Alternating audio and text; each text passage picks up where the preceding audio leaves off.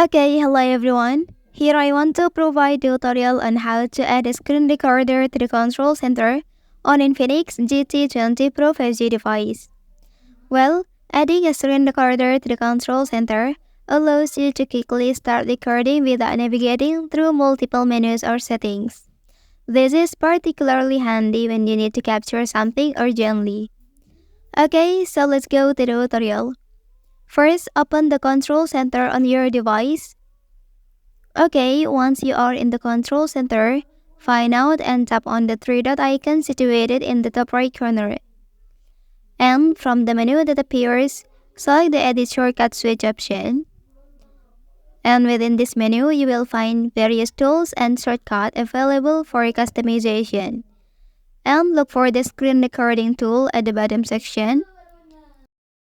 So, the way to add the screen recording tool, simply tap on its icon.